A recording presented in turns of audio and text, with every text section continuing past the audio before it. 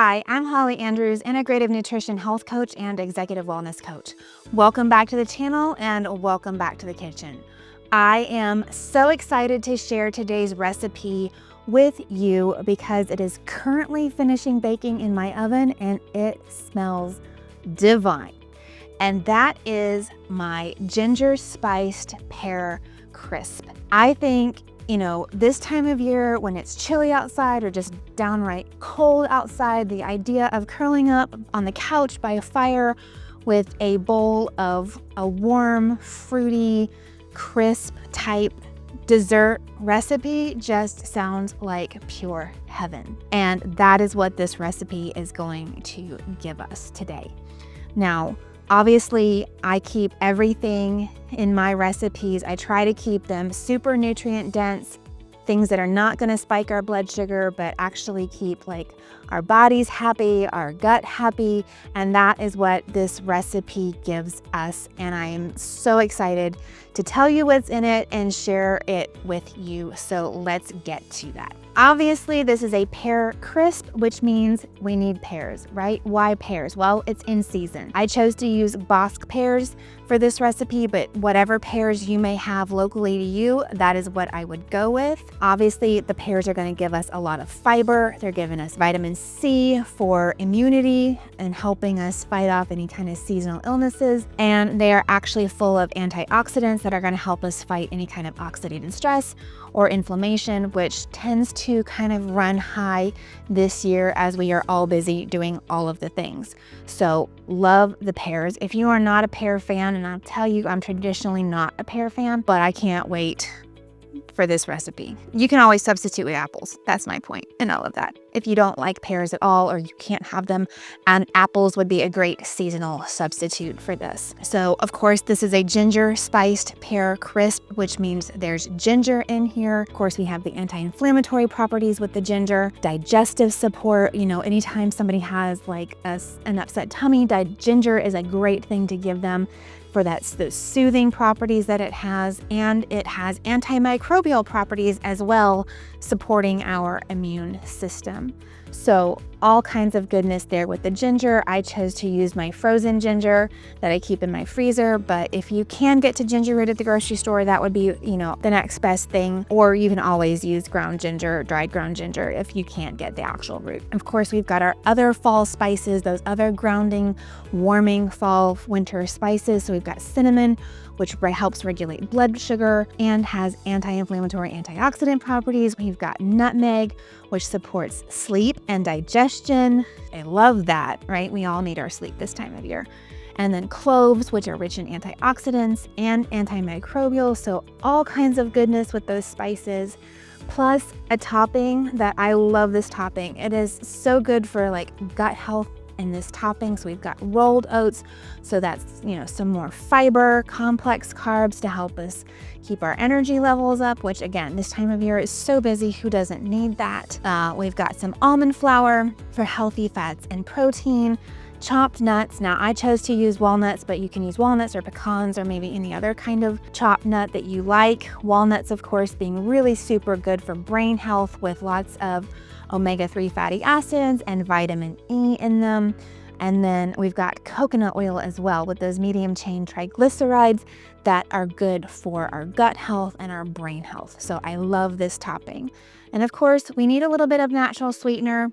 We're staying away from the refined sugars. So I opted to go use maple syrup and coconut sugar for this recipe. So not gonna spike our blood sugar like our typical white refined sugar would. So really a dessert that's gonna love your gut and make you feel all kinds of warm and cozy feelings this season. So let me tell you how you put it together. So to make this recipe, I started with the filling. So I took my 5 pears, I peeled them, and then I thinly sliced them as thin as I could get. I thought about getting out my mandolin so that I could get those really nice, even paper thin slices, but I decided I didn't want to bother with it, honestly. So I just used my knife and cut the pears up as thinly as I could. But if you have a mandolin, that's always an option to get those really nice paper thin slices. So once those were all sliced, they go into my mixing bowl. I added my lemon juice for some brightness. We've got a little bit of maple syrup.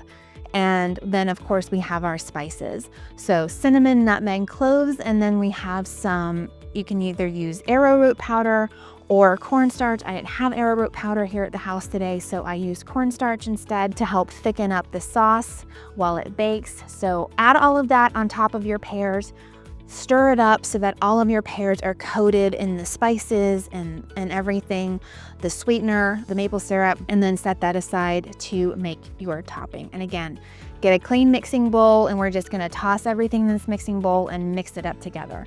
So I added my rolled oats, my almond flour, my coconut sugar, my chopped walnuts, my melted coconut oil, ground cinnamon, and then a pinch of salt. Stir that all up together, get it nice and incorporated.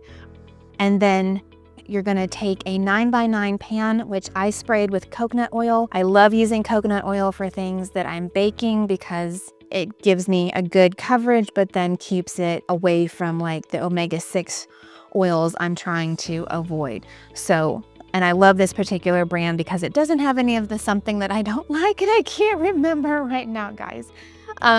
It's been a busy day. So once we have our pan ready, we're gonna pour our pear mixture into the bottom of it, kind of spread it out evenly, and then we're gonna put our topping on. Now, you can add the topping whatever way you want to.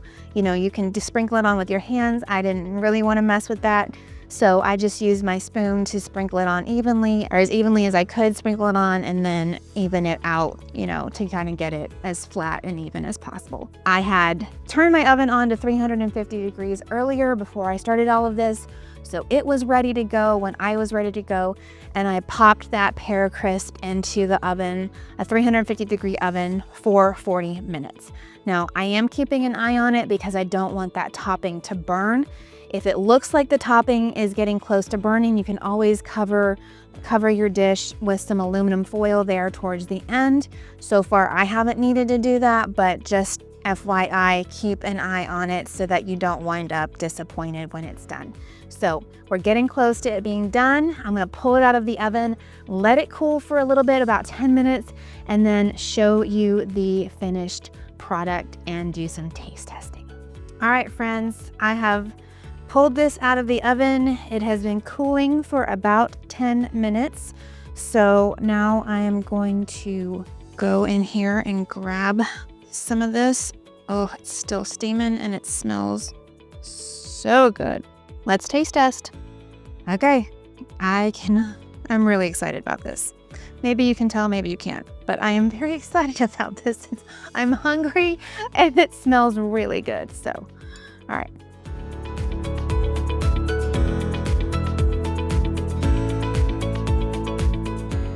I may now be a fan of pears.